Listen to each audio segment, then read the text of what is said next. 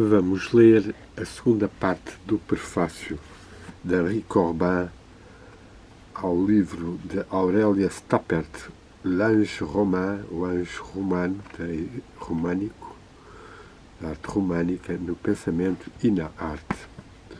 Já lemos uma primeira parte, onde Corbin, pondo em epígrafe uma citação de Isaac Sírio: eis o céu em ti, está em ti, verás em ti os anjos e a sua luz.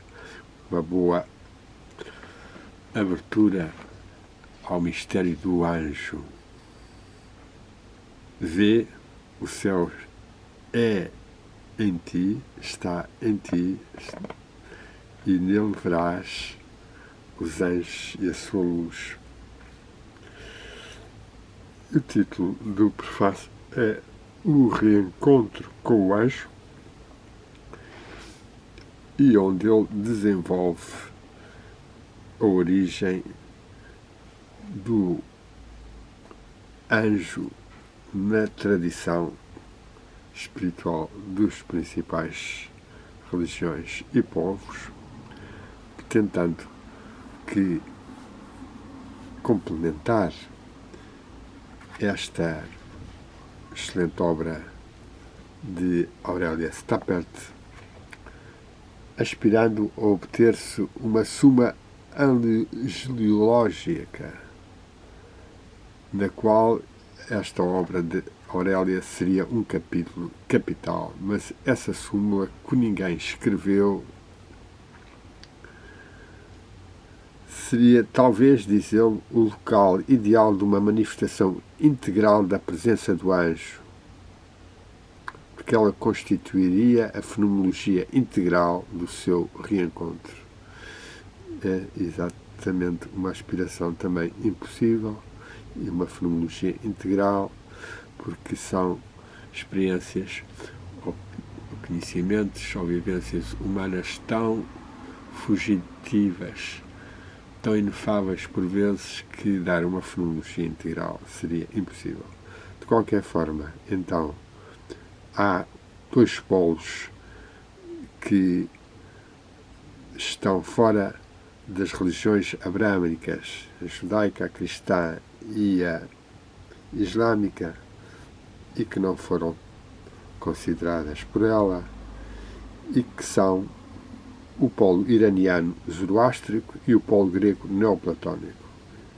E diz mesmo, sem a angelologia iraniana, os aspectos da angelologia do Antigo Testamento não seriam compreensíveis de todo, e sem a angelologia de Próculos, da tradição grega, também Diniz Areopagita não seria compreendido. Não se trata apenas de influência, se bem que possamos dizer que ambos viram o mesmo templo ou o mesmo céu. Quanto à ideia do ângelo, Angelos, ele considera como essa passagem foi muito importante nas hierarquias e mesmo nos 7 arcanjos da Bíblia. Eles são os correspondentes aos Ameshas Pandas ou Ameshas Pentas, os santos imortais de Avesta, com o Senhor Ormazd, o Senhor Sabedoria, e os outros 6 arcanjos. Fala também nas Fravartis, em persa Forur Farvahar, que são as entidades espirituais, os protótipos celestes, todos os seres da criação da luz. Mesmo os arcanjos têm a sua Fravarti. Para o ser humano, diz Corbin, a Fravarti é a sua contraparte celeste, o seu alter ego celeste, o seu parceiro no combate. Mas já há homens sem Fravartis, homens sem anjos. comparativamente, a concepção cristã corrente do anjo guardião é muito inofensiva, é um pálido reflexo da concepção do anjo pessoal na angelologia zoroastriana, e depois passa para realçar o que ele fez de reencontro de várias tradições, ideias, é Shihabodin Nihaya Shoravardi, mais conhecido por Shoravardi no século XII, que realmente assimila bastante a angelologia avéstica, da angelologia de Próculos e ainda a de Filon e do Islão. Depois vai desenvolver, como no cristianismo se foi desenvolver a ideia do Christus Micael, do Christus Ângelos, e a importância do anjo que faz a passagem do mundo do silêncio, do mundo superior, ao mundo humano. O anjo é o mensageiro necessário. E vamos começar a ler a parte que ainda não leramos.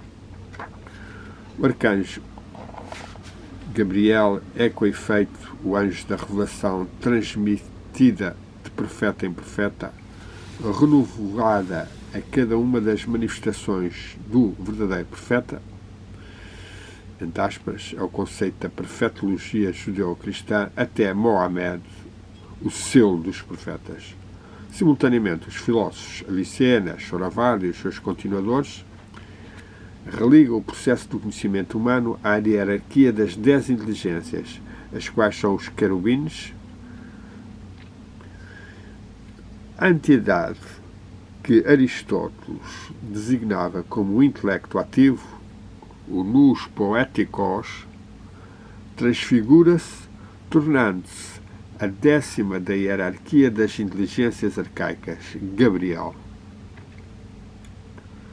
Gabriel é, simultaneamente, o Espírito Santo da revelação e o intelecto ou inteligência agente dos filósofos. Ele é o anjo da humanidade, daquela de onde emanam as nossas almas, de quem emanam as nossas almas. Ele é aquele que revela aos profetas, ele é o que ilumina os filósofos. Profeta e filósofo têm uma vocação semelhante, iluminados um ou outro pelo mesmo intelectos santos, intelectos agente, intelectos poéticos, intelectos ativo. A angelologia situa de início ou de imediato a filosofia sob a via de um destino outro que aquele conheceu finalmente no Ocidente ao sucumbir a dilemas ilusórios. A filosofia ocidental sucumbiu às filosofias do espírito absoluto, secularizadas em ideologias sociopolíticas.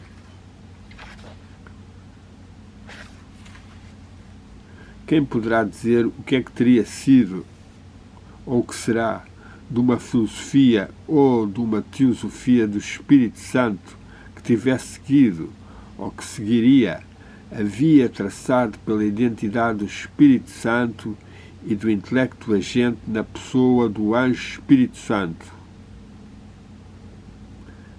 por sua vez anjo da revelação e anjo do conhecimento. Anjo da revelação enquanto Gabriel, que revela aos profetas, e anjo do conhecimento enquanto que inteligência agente. Insistemos alusivamente ainda sobre o que desde então conjuga gnoseologia e liturgia.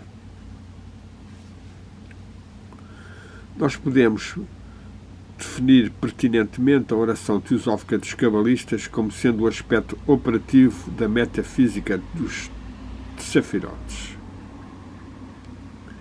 Nós compreendemos ainda melhor o que se podem designar como orações teofânicas existentes nos gnósticos no Islão, tal Shoravarda ou Ibn Arabi, que escreveram realmente grandes orações, quase litúrgicas, de invocação de Deus e que são aspectos, no fundo, operativos dos seus conhecimentos filosóficos e espirituais que tinham obtido. Todo o acto de intelecção, elevado ao seu nível supremo, a sua incandescência, é uma operação do anjo. É uma iluminação, entre parênteses, Israk, palavra famosa de luz oriental, luz auroral, iluminação, que Shoravardi utilizou e que tornou-se conhecido como filósofo de Israk, uma iluminação Israk dispensada pelo anjo Espírito Santo.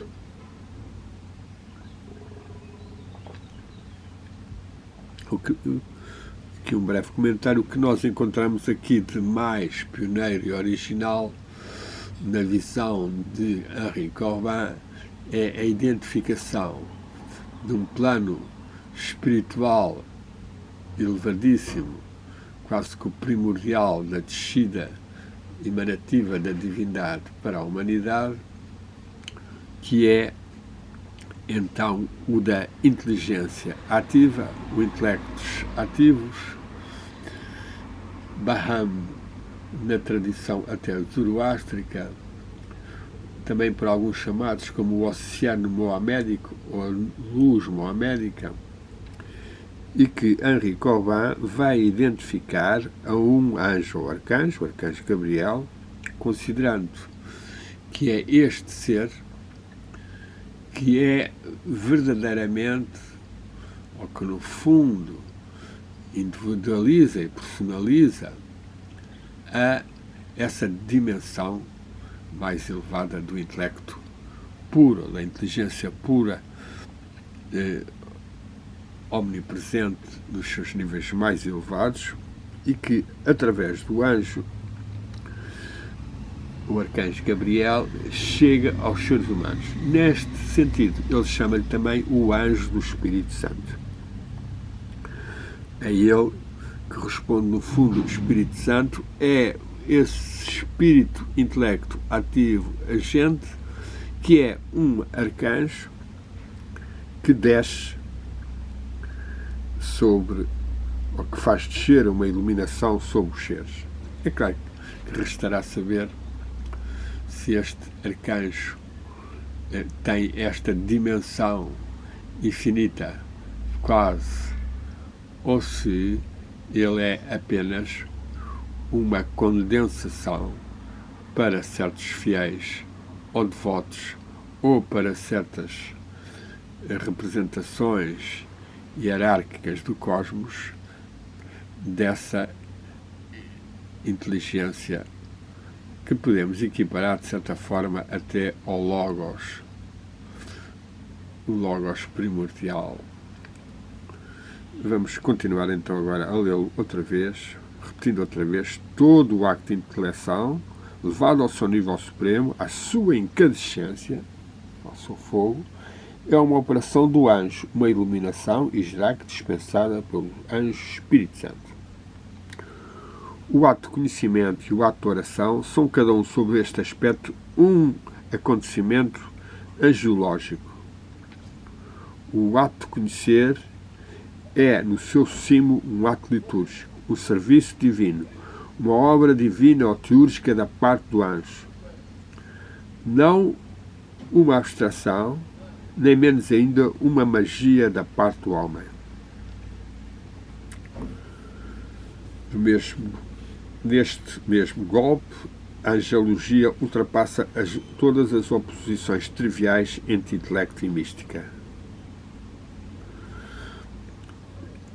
Aqui há talvez uma crítica a Guénon, que opôs fortemente o intelecto e a mística, desvalorizando a mística. De qualquer forma, também Corbin nos parece ser desvalorizar a parte da magia, enquanto que representa o esforço, a aspiração do ser humano. O ato de conhecer, diz-nos eles, é no seu cimo um ato litúrgico, um serviço divino, uma obra divina ou teúrgica da parte do anjo, e não uma abstração ou uma magia da parte do homem. Pois queremos que trata-se dos dois níveis. Tem que haver o esforço humano e pode haver a bênção divina. Isto pode-se dizer também em relação à própria missa, enquanto ato divino, ato de oração, ato de conhecimento, ato litúrgico, serviço, que por si só não faz descer nem o anjo Cristo, nem o anjo Gabriel, nem os anjos, se não houver, de facto, a tal incandescência, que é uma operação múltipla de uma pessoa, da comunidade ao corpo místico dos fiéis participantes e do corpo místico no seu lado invisível, angélico. Daí que Erasmo valorizasse, na sua segunda edição do Modo de Orar a Deus, expressasse a importância de as orações pronunciadas coletivamente, em grupo, com profunda intensidade de devoção e intenção, para serem mais realizadoras deste ato iluminante e, no fundo, logo transformante, porque sempre que a luz desce sobre nós, há uma pequena transformação. O nosso corpo de glória vai aumentando. Continuemos. Esta crítica ainda que ele faz aqui, crítica, implícita talvez, de angelologia ultrapassar as oposições triviais entre intelecto e mística, pode ser dirigida a René Guénon, que frequentemente afirmou sempre essa incompatibilidade entre o intelecto ativo, que permite o acesso ao plano dos princípios e metafísica, e a mística, como sendo apenas uma sentimentalidade religiosa e passiva, e não desencadeada ativamente, como é através dos ritos iniciáticos, a possibilidade de se alcançarem os estados superiores do ser. Aqui Corbin diz que não, que é o anjo, e diz-lhe assim: é neste ponto de confluência que deve ser captado o sincronismo da liturgia angélica da liturgia terrestre. Este sincronismo domina a espiritualidade da comunidade essénia de Qumran, é também tratado na iconografia que proveio de Bizâncio. Acabámos de falar de acontecimentos angelológicos. É lá mesmo que está a realidade profunda que é preciso atingir para se compreender o sentido da iconografia angelológica. E nós temos aqui um anjo belíssimo, com a música brotando do seu coração, as asas bem verticais e uma chama brotando do cimo de sua cabeça, dos seus centros de forças de ligação com o amor divino, ou um símbolo do seu espírito angélico, para além da aura e alma angélica, aspectos que poucos as pessoas desenvolveram e que ele aqui não fala.